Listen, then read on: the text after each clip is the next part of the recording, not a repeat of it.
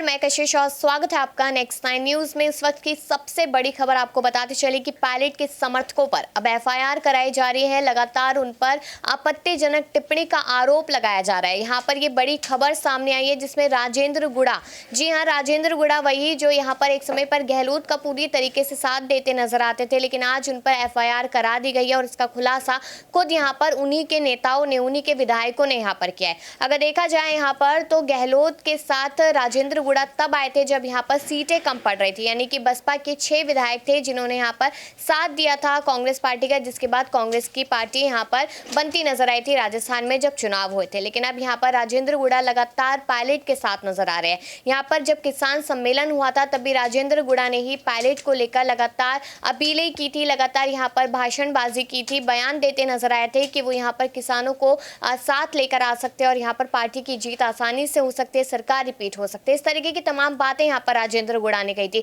लेकिन आज वही बातें कहीं ना कहीं राजेंद्र गुड़ा पर भारी पड़ती नजर आ रही है। अब उन पर एफआईआर करा दी गई है और उसको लेकर यहाँ पर पायलट के विधायक लगातार नाराजगी दिखाते हुए नजर आ रहे हैं, यानी कि कांग्रेस पार्टी में दो फाड़ हो चुकी है, इस बात पर मोहर लगती नजर आ रही है। तो सवाल अबरार से यहाँ पर रहेगा। देखा जाए राजेंद्र गुड़ा को लेकर काफी सारी रिपोर्ट्स हमने साझा की, लेकिन अब जिस तरीके से खबर आई कि उन पर एफआईआर करा दी गई है और ये कहा जा रहा है कि टारगेट किया जा रहा है पायलट के समर्थकों को गहलोत की तरफ से, तो उसको लेकर क्या कहेंगे? देखिए, लगातार सचिन पायलट के विधायकों ने जिस तरीके से प्रधानमंत्री नरेंद्र मोदी और बीजेपी की जो है कामों की तारीफ की थी, बीते प्रधानमंत्री नरेंद्र मोदी का जब दौरा हो रहा था राजस्थान का 27 जनवरी को, उससे पहले इस तरीके के हालात बने थे। तो अभी भी कहीं ना कहीं सीएम अशोक गहलोत बजट से पहले इस तरीके से लगातार सचिन पायलट विधायकों पर कहीं ना कहीं इस तरीके की कार्रवाई कर ये मैसेज देने की कोशिश कर रहे हैं कि आने वाले दिनों में भी अगर पायलट गुट की तरफ से इस तरीके की बगावत या इस तरीके की हिमाकत की जाएगी तो अशोक गहलोत उसके खिलाफ सख्ती से निपटेंगे।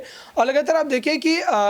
जो उन विधायकों की खास तौर से बात करें जिन विधायकों ने अपना इस्तीफा सौंपा था, उन पर कोई कार्रवाई नहीं हुई है। यहाँ पर राजेंद्र गुड़ा के खिलाफ कार्रवाई, जो कि सचिन पायलट के हिमायत में इस वक्त लगातार बोलते नजर आ रहे, तो ये सीधे तौर पर दर्शा रहा है कि पार्टी के भीतर अभी भी वो जो एक खाई पैदा हुई थी अभी तक बनी हुई है और कांग्रेस पार्टी को इससे निपटना बेहद ज़रूरी है क्योंकि चुनाव नज़दीक है। तो देखते हैं कि इस पूरे मुद्दे पर अब सचिन पायलट का क्या पलटवार था,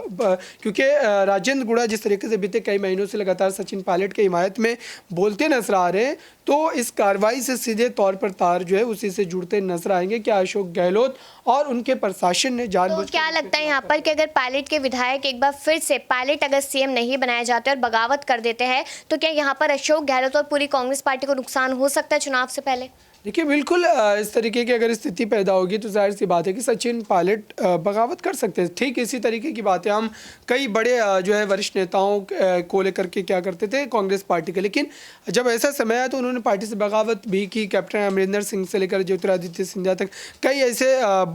बड़ी फहरिस्त है जिसको लेकर के हम चर्चा कर सकते हैं कि उन नेताओं को लेकर के भी इस तरीके की बातें की जाती थी कि वो पार्टी के खिलाफ नहीं जाएंगे, लेकिन वो पार्टी के खिलाफ भी गए और दूसरी जगह उनको बड़े पद भी मिले हुए। सचिन पायलट को लेकर के भी इस तरीके का खेल जो है देखने को मिल सकता है। जी, शुक्रिया अबरार। अब कहीं ना कहीं इस बात से समझ में आ गया है कि अगर चुनाव से पहले यहाँ पर एक बार फिर से पायलट बगावत करते या फिर उनके विधायक ही बगावत कर देते जो उनका साथ लगातार देते नजर आते, तो इससे गहलोत को तो नुकसान होगा, पूरी कांग्रेस पार्टी को नुकसान होता नजर आएगा। इसका फायदा कहीं ना कहीं बीजेपी उठाएगी। लेकिन सवाल मेरा आप लोगों से इतना है कि क्या राजेंद्र गुड़ा पर जो एफआईआर हुई, और एफआईआर सिर्फ इसलिए हुई क्योंकि उन्होंने पायलट का साथ दिया, गहलोत का नहीं, तो क्या ये सही हुआ या फिर नहीं, इस पर राय जरूर दें और बाकी इसी खबरों के लिए देखते रहिए नेक्स्ट 9 न्यूज।